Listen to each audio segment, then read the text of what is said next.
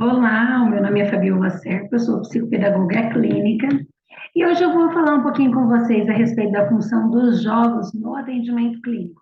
Você que também é profissional da psicopedagogia ou alguma outra área também, que seja pai ou interessado na área, nós temos, toda vez que nós falamos em jogos no atendimento clínico, ele não é simplesmente um jogo pelo jogo, tanto que o jogo ele não é um self-service dentro da clínica.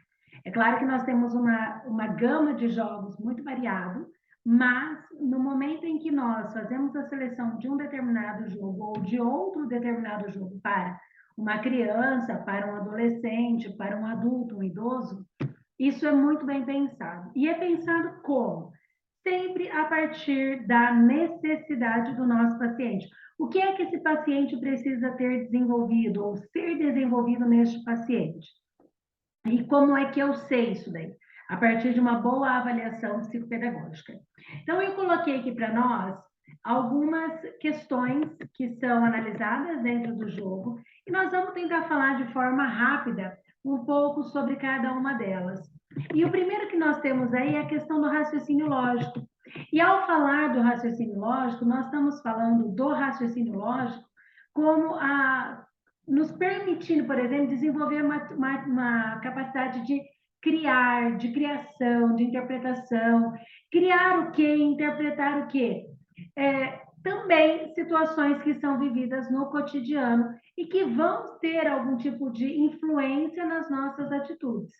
Quando você desenvolve a questão do raciocínio lógico, você ensina ao ser humano, à criança, ao seu paciente ali, a ser mais crítico, a pensar dentro de um senso argumentativo e não simplesmente aquele ser humano que acaba engolindo as informações que são passadas a ele.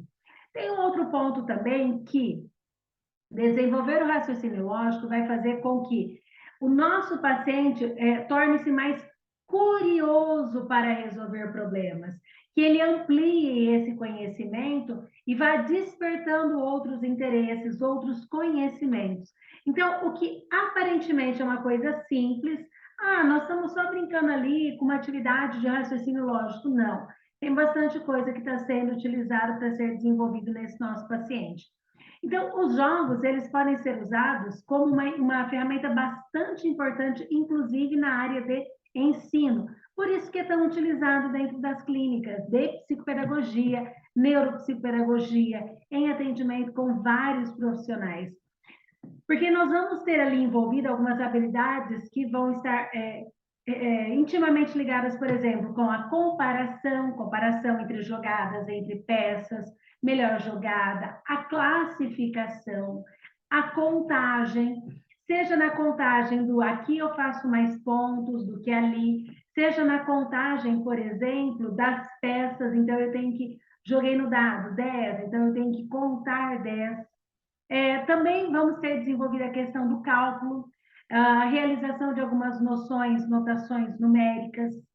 E tem um ponto muito importante também, bem interessante, porque o quanto as crianças aprendem a partir dessa questão do raciocínio. Porque enquanto você está jogando, se divertindo, você está aprendendo sem que para isso você esteja literalmente parando para aprender.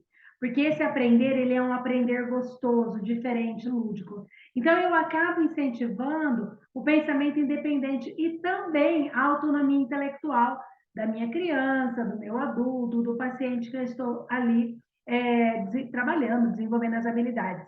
Então, não é só memorizar regras, memorizar estratégias, mas é muito mais do que isso.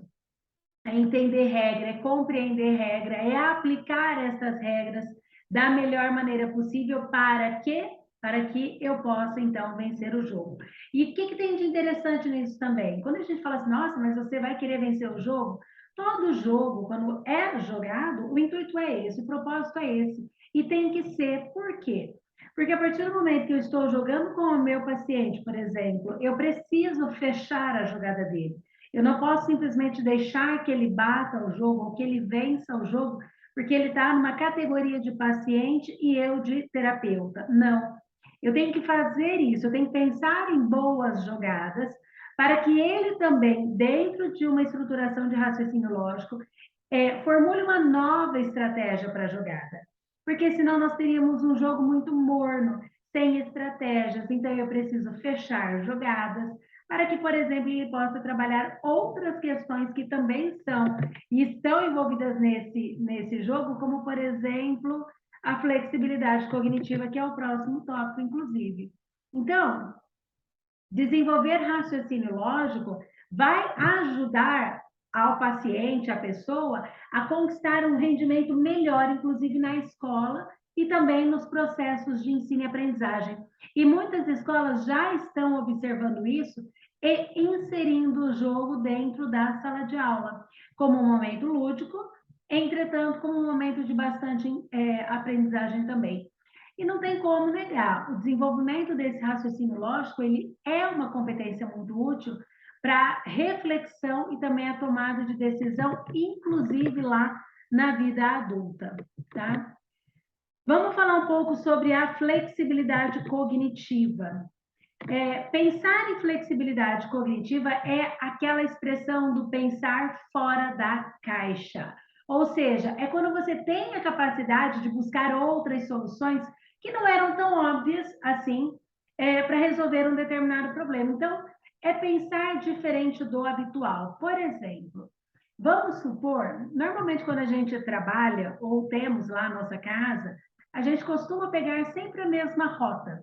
É sempre o mesmo caminho que nós pegamos. É ou não é? Mas vamos supor que hoje, por algum motivo, a rua que dá acesso ao seu trabalho ou à sua casa está interditada e é a rua que você sempre usa. O que, que você vai precisar fazer? Criar uma outra rota na sua cabeça para que você chegue no ponto que você deseja, sua casa ou o seu trabalho. Isso é a flexibilidade cognitiva.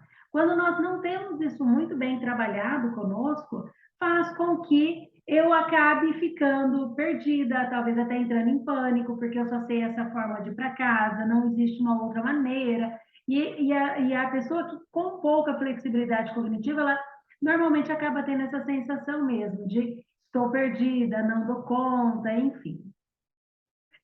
Mas, além disso, também, ele vai fazer com que a gente tenha a possibilidade de mudar a nossa perspectiva.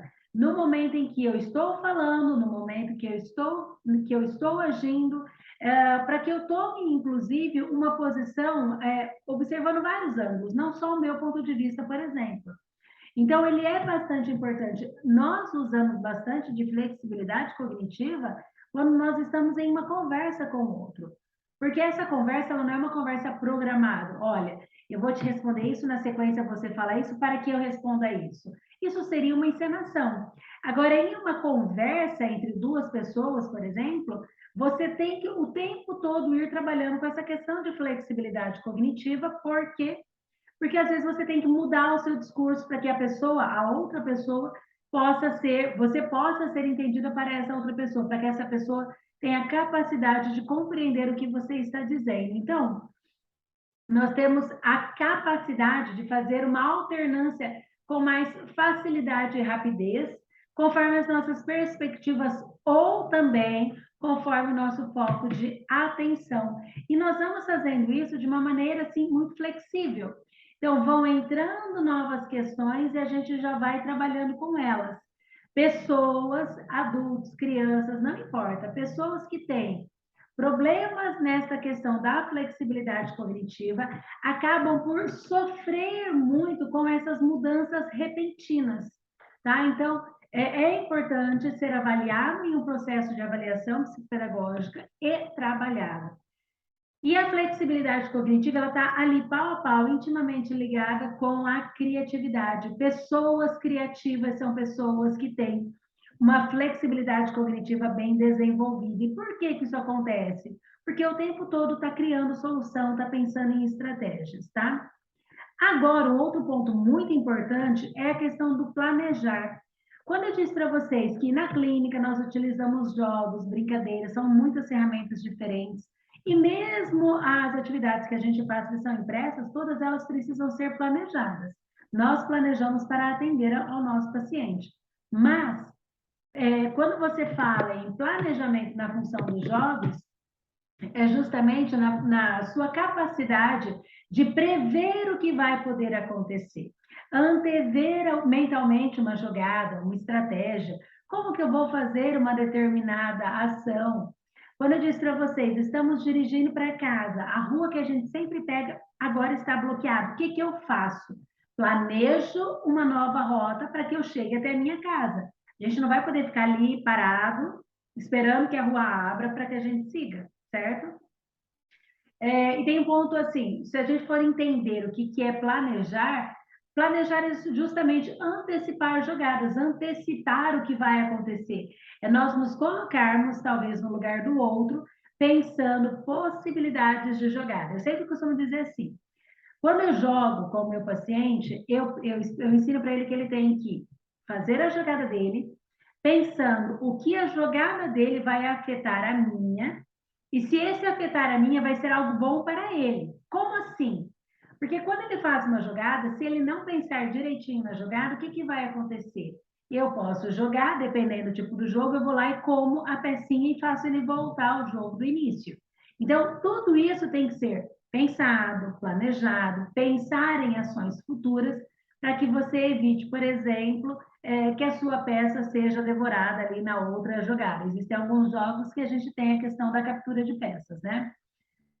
Outro ponto que nós temos aqui também é a questão da tomada de decisão.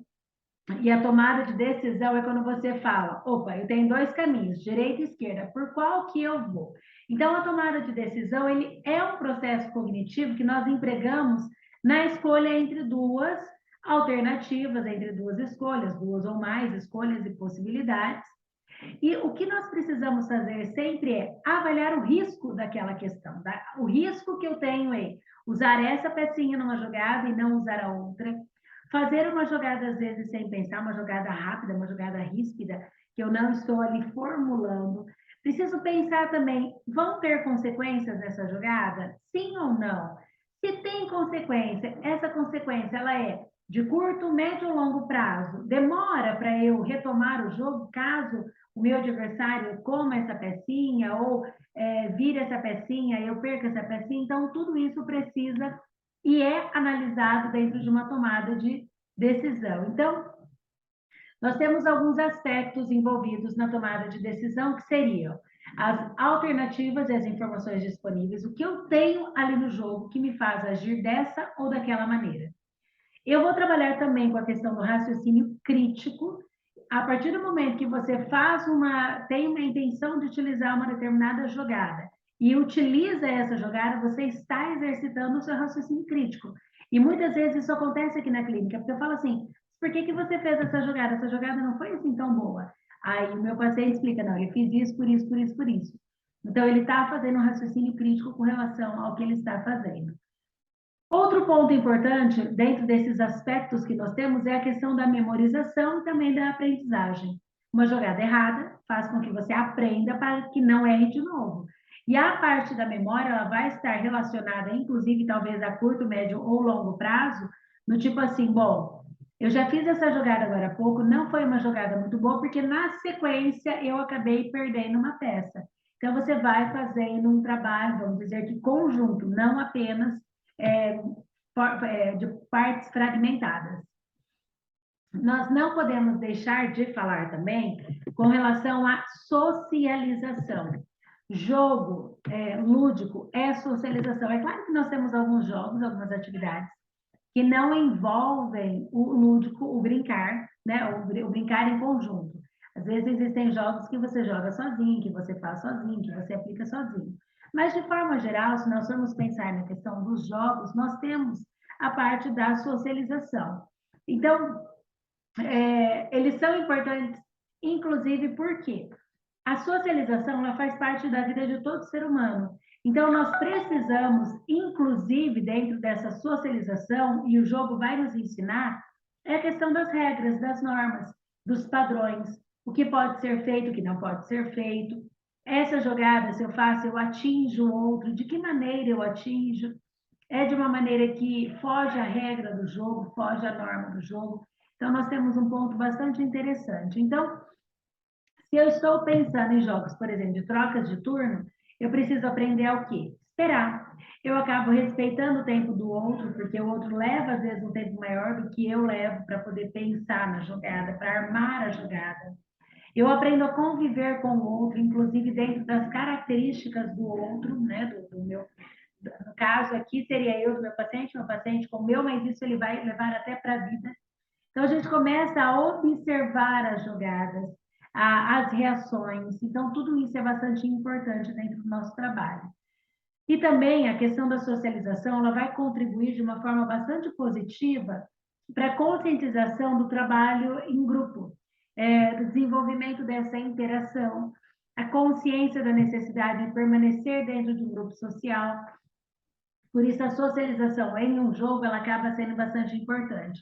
É claro, como eu disse, existem jogos que você vai jogar sozinho, por exemplo, o Solitário Resta Um é um jogo sozinho, que você joga sozinho.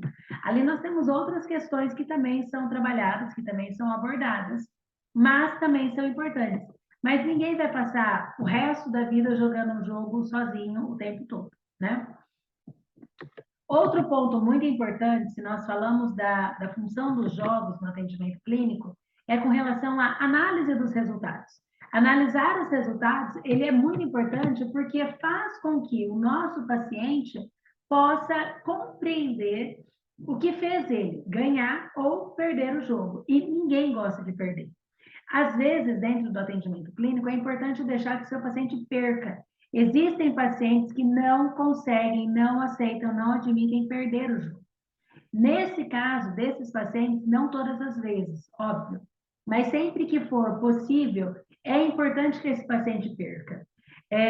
Para que a gente possa, inclusive, ensinar, mostrar que existem situações em que você ganha, existem situações em que você perde, mas o importante também é perceber o que foi que eu fiz de errado para ter perdido esse jogo. Então, os resultados que são obtidos a partir de cada jogada executada, ela vai ser crucial para o que aconteceu no jogo.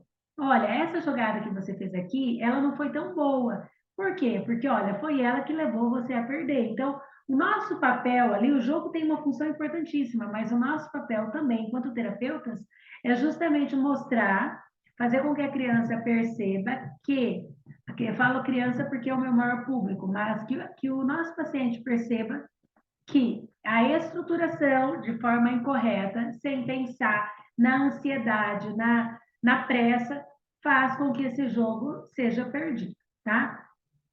E por fim, nós temos a questão do desenvolvimento motor, que também é muito importante para as crianças.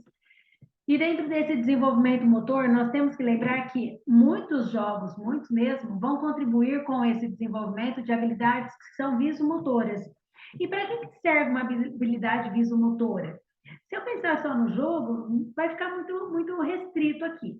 Mas vamos pensar em crianças, por exemplo, que estão em fase de alfabetização. Então, ou mais velhas até. Eles vão precisar fazer o quê? Olhar o quadro, olha o que o professor escreveu e transcreve. Olha e transcreve. Então, isso daqui é importante porque você vai trabalhando a parte da coordenação motora fina e também do olhar e do escrever, até para você depois não se perder na posição que você está no quadro, enfim. Outro ponto também de desenvolvimento motor é trabalhar a parte da lateralidade. E a lateralidade é bastante importante, inclusive de ser trabalhado dentro da educação infantil, e é trabalhado de uma maneira muito viva, né? Bem importante mesmo, porque a lateralidade ele também entra numa parte da escrita. Nós, falantes, né, da língua portuguesa, nós temos a nossa maneira de escrever. Nós começamos da esquerda, vamos até a direita, chegamos no final, descemos a linha e continuamos. Então, a lateralidade aqui também vai ser bastante utilizada. Outra questão até vai ser a questão da quantidade e da força que eu vou colocar. Se eu estou trabalhando construindo torres, por exemplo, quando eu pego uma peça e eu vou colocar ela em cima, que eu vou empilhar isso daí, a quantidade de peças pode fazer com que a minha torre bambeie e caia. E também a forma como eu coloco, o meu movimento de pinça, a minha coordenação, motora fina, grossa, dependendo da maneira como eu faço, pode ser que eu coloque e eu já derrube toda a peça, né? Então, o desenvolvimento motor é uma das outras funções. Aqui eu coloquei talvez as que eu acho assim, que são mais recorrentes. É uma explicação breve para vocês. E espero que vocês tenham gostado. Se vocês gostaram, não esquece de deixar aí um like, compartilhem o vídeo, realmente para que a gente possa continuar passando informações úteis para vocês. Tchau, pessoal.